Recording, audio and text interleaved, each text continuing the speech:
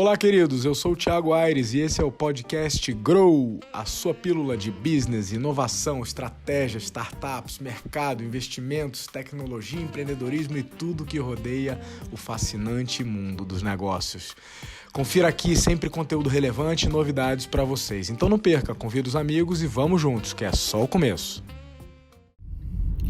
Olá, queridos, hoje é dia de BIS, Business Innovation Strategy. Na nossa pílula de hoje, 4 temas. Primeiro, vamos falar da Gol Linhas Aéreas e centricidade no cliente. Vamos falar das 13 profissões high-tech na China. Vamos falar das Ghost Kitchens, uma tendência aí ligada à servicificação da economia e às food techs. E por último, vou trazer a novidade do podcast do BIS, né, desse papo aqui. Quem me acompanha nos stories aí sabe a rotina puxada e acelerada que eu vivo aí pela realidade profissional e a cacetada de viagem, portanto me colocando à mercê das companhias aéreas do mundo todo. No Brasil, sofro pra cacete, como boa parte de vocês.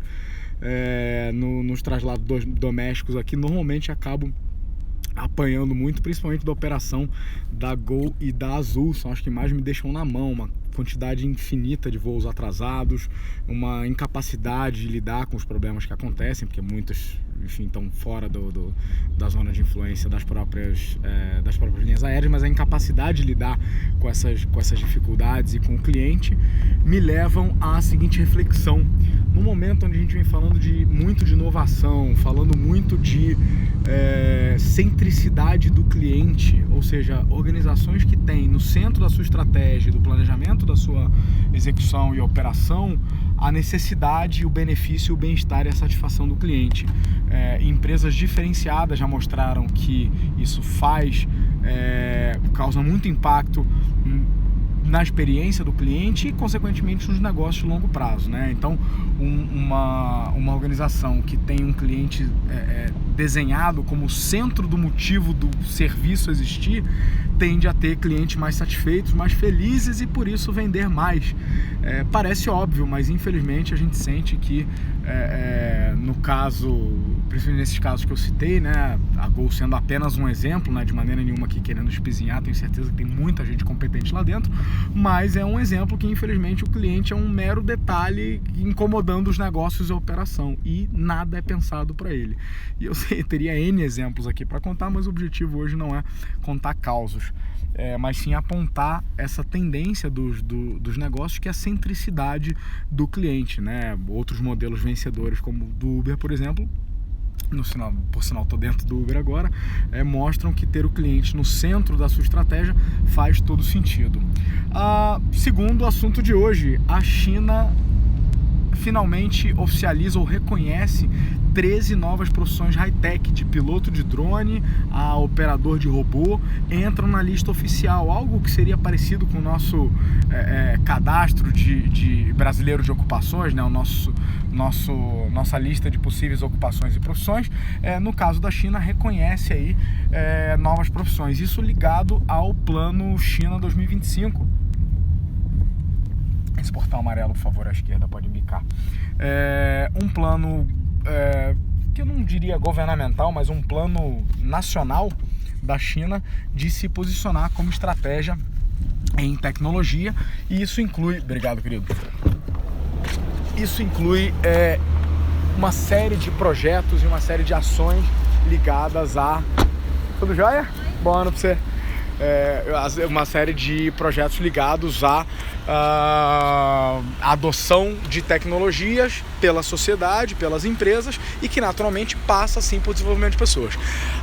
O reconhecimento dessas 13 profissões não gera nenhum benefício direto nesse momento. O governo da China não está dedicando um orçamento para eles nesse momento, mas ao passar a existir como profissão oficial, abre porta para uma série de outras possibilidades como treinamento, editais, inclusive verba para capacitação, né? E outras coisas nesse sentido. Então a China oficializando essas profissões, e aí tem um monte ligadas a cloud computing, ligada à inteligência artificial, ligada a big data, ligada à internet das coisas. Todos esses temas estão dentro da lista aí dessas 13 profissões que foram reconhecidas agora, salvo engano, uma semana atrás, no iniciozinho de janeiro. Esse é mais um passo, né, de uma nação que está comprometida com o desenvolvimento, comprometida com planos de longo prazo, que me traz a seguinte reflexão. Porra, o que isso diz sobre a China, né, como nação, e o que isso diz sobre a diferença brutal e gritante do Brasil, e o quanto que essa nossa falta de capacidade de planejamento a longo prazo nos limita o crescimento, né? A gente está num momento interessante na nossa economia, né? Saindo de um pós-crise com o nariz apontado para cima, mas é triste dizer que entra ciclo, sai ciclo de alta e de baixa da economia. A gente não construiu as variáveis estruturantes para surfar sucesso estável, para surfar sucesso sustentável. A gente mais uma vez vai entrar num ciclo de alta da economia, de sobreaquecimento, vamos ter as mesmas mazelas, apagão de mão de obra, gap formacional, gap educacional, sobreaquecimento da máquina produtiva, inflação. Então é uma pena, mas se você olhar o gráfico do Brasil, né, no médio prazo, são grandes voos de galinha, né, picos e vales, o que nos deixa... E aí, mano? Joia?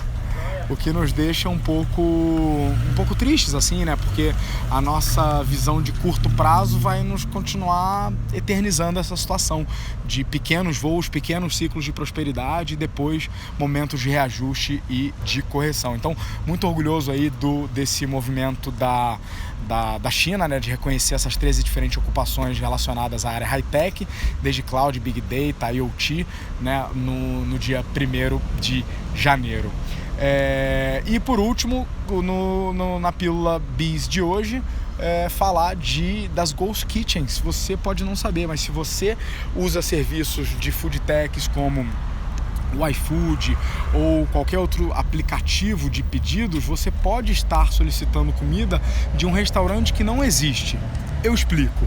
Ele não existe abertamente para clientes. Existe uma série de cozinhas industriais que estão sendo abertas com o único objetivo de atender a demanda das food techs. Ou seja, num primeiro momento, essas plataformas serviram para restaurantes que já existiram começarem a desovar direcionar a parte da sua demanda, da sua oferta de produtos, aliás, através dos aplicativos. Ou seja, o restaurante já tinha lá a sua loja, o seu salão, já era uma lanchonete, já tinha um espaço físico onde atendia cliente e passou também a atender virtualmente as pessoas que pediam comida em casa através de plataformas assim. Mas hoje já existe um modelo de negócio, né, que são essas Ghost Kitchens ou cozinhas fantasmas, né, numa tradução livre, que estão focadas nasceram e estão focadas em atender o público que pede por delivery. Essa já é uma tendência. Se você atua com alimentação e está impactado de alguma maneira positivamente ou não por essa tendência, me manda direct. Eu tenho falado com alguns founders e alguns empreendedores, alguns empresários desse mercado, e é um movimento muito, muito interessante que pode tomar rumos diferentes aí no futuro. Qual que é o segredo? Qual que é o futuro? As cozinhas começarem a ganhar sinergia, se aglutinarem, só vão sobreviver as grandes cozinhas, ou não, quem tem salão e atende cliente ainda tem um diferencial por causa da marca e do relacionamento. O que vai ganhar essa briga? É eficiência, é margem, é custo, é volume? Aguarde os próximos capítulos, interessante de ver aí esse movimento. E para fechar, boas notícias, né? Vocês pediram e o Dindo atendeu.